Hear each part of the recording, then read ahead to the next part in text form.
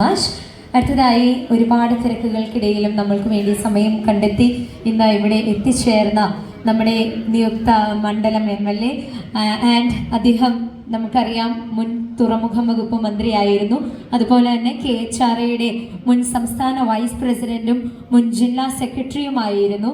So ഇത്രയും സ്നേഹപൂർവ്വം തന്നെ ഏറ്റവും ബഹുമാന്യനായ അഹമ്മദ് ദേവർകോയിൽ അവരുടെ വേദിയിലേക്ക് സ്വാഗതം ചെയ്യുകയാണ്. സോ നിറഞ്ഞൊരു കൈയടികളോട് കൂടി തന്നെ അദ്ദേഹത്തെ രണ്ടു വാക്ക് സംസാരിക്കുന്നതിനായി വേദിയിലേക്ക് സ്വാഗതം ചെയ്യാം.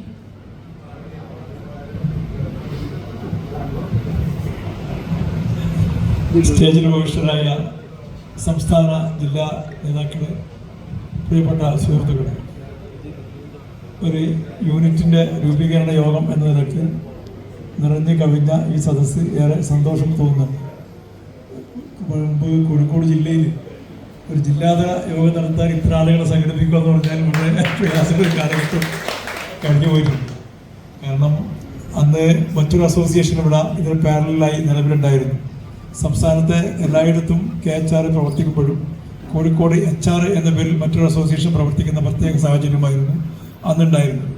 അത്തരമൊരു സാഹചര്യത്തിൽ ഒരു കോഴിക്കോട്ട് എസ്റ്റാബ്ലിഷ് ആയ ഒരു സംവിധാനത്തിനിടയിൽ കൂടെ ഈ പുതിയ ഒരു സംവിധാനത്തെ കൊണ്ടുവന്ന് പരിചയപ്പെടുത്തി വളർത്തിയെടുക്കുക എന്ന് പറയുന്ന ശ്രമകരമായ ഒരു കാലഘട്ടമായിരുന്നു അത്.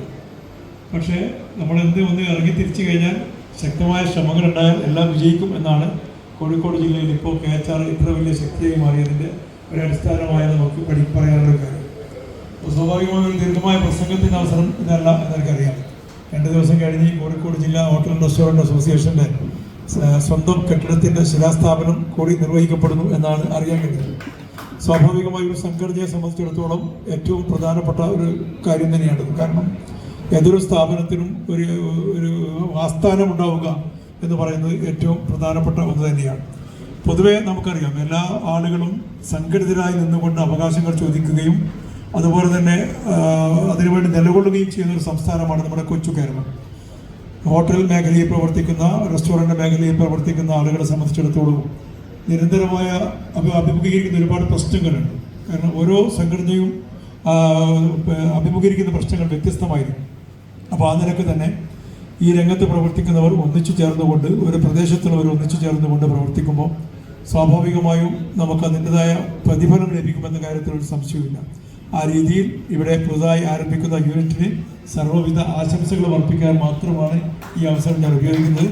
എനിക്ക് സംഘടനാ തിരഞ്ഞെടുപ്പുള്ളത് കൊണ്ട് തന്നെ പ്രസംഗമൊക്കെ നമുക്ക് മറ്റൊരു അവസരത്തിലാകാം എന്ന് മാത്രം പറഞ്ഞുകൊണ്ട് ആശംസകൾ അർപ്പിച്ചുകൊണ്ട് ഞാൻ അവസാനിപ്പിക്കുന്നു. Thank you sir. Thank you.